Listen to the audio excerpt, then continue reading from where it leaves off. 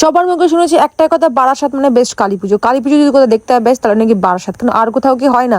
তাই আমি ভাবলাম চলো যাই, আমি তোমাদের সঙ্গে একটু শেয়ার করি যে সত্যি সত্যি বারাসাতে কি বেস্ট কালী পুজো হয় কি হয় না। আমরা যে একসঙ্গে প্রথমবার বারাসাত কালী পুজো দেখতে যাচ্ছি। আমি এত বড় হয়েছি আজ অব্দি কখনো বারাসাতে কালী ঠাকুরের পুজো দেখতে আসিনি, মানে কাছেই আমার বাড়ির, এমন বেশি একটা দূর না, কিন্তু সেভাবে আমার আসা হয়নি, কিন্তু প্রথমবার যাচ্ছি। তাও কেন জানো, ব্লগ বানাতে, তোমার সাথে শেয়ার করব তাই। নাহলে এত ভিড়ের ভিতরে আমার বিন্দু মাত্র ইচ্ছা ছিল না যে আমি এই বারাসাতে কালী ঠাকুরের পুজো দেখতে আসি।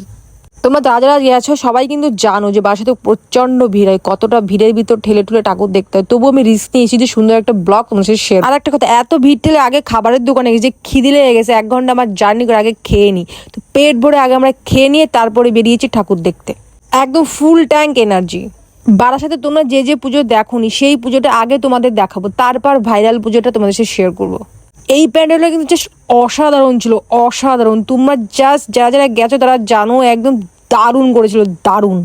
আর মায়ের মুখটা এত জাগ্রত, দেখে মনে হচ্ছিল না মা কথা বলবে, এত সুন্দর করেছিল। তারপর চলো আরো একটা তোমাদের শেয়ার করি, এটা জাস্ট বৃন্দাবন কোন একটা টেম্পেল করেছিল, অসাধারণ। এটা আমাদের গোবরডাঙ্গাও করেছিল দুর্গা পুজোয়, দারুণ করেছে। ভেতরে ডেকোরেশন কি বলবো, মায়েরই বলছি, অসাধারণ ছিল।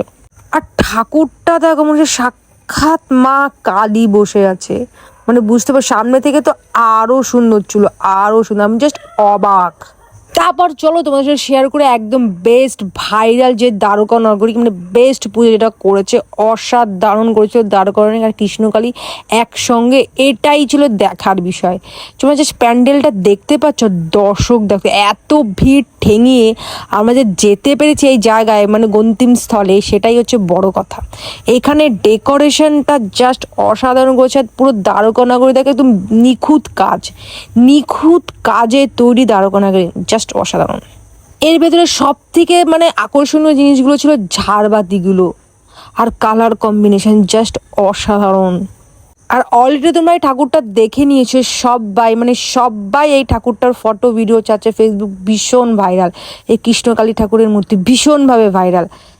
সত্যি কথা বলতে কি, এত কষ্ট করে আসার পর যখন ঠিকঠাক জায়গায় পৌঁছতে পারি তখন আর কষ্টটা কষ্ট মনে হয় না। এত ভিড় ঠেলেও যে আমি দেখতে পেরেছি এখানটা শান্তিভাবে, এটাই হচ্ছে আমার কাছে সব থেকে বড় পাওয়া। মোটামুটি আর বেশি এনার্জি ছিল না, তাহলে আমি ঠাকুরটা দেখা হয়ে গেছে, এবার কোথায় যাব? তাহলে না নিজের অকাদেই যাই। তো আমরা এখন আমাদের নিজের অকাদে যাচ্ছি, আমার বাড়িতে, মানে নিজের অকাদ মানে নিজের বাড়ি। আর এখন প্ল্যাটফর্ম আছে, এখান থেকে সোজা বাড়ি যাবো। তো তোমাদের সাথে ছোট্ট ব্লগটা শেয়ার করলাম, কেমন লাগলো জানি। ওটা লাভ ইউ।